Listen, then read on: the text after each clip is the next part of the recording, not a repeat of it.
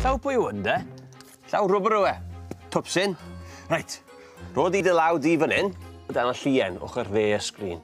A na i roi y llaw yma. Fan hyn. Reit.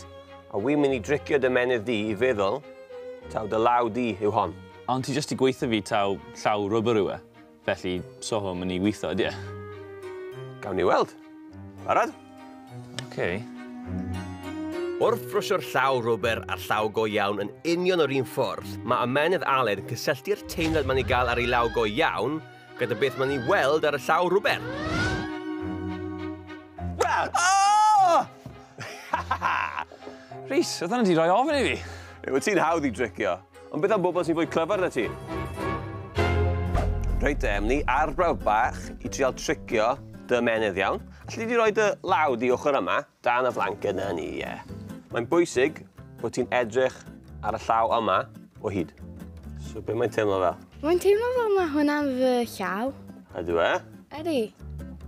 Mae'n teimlo fel fi wedi colli fy llaw. A pa flwyddyn i ti? Blwyddyn 6. Oedd i ddim di ymateb! Ddim di ymateb o gwbl? Mae'n fwy glyfar na fi. Ni ffili tricio dy menydd di. A pa flwyddyn i ti? Blwyddyn 6. So bron yn mynd mewn i ysgol newydd nawr, yfe? O! Ydy gallu teimlo hwnna? Na! Dych chi'n lot rhy glyfar i ni. Nes ti ddim ymateb o gwbl? Ges ti ofn? Do. Do?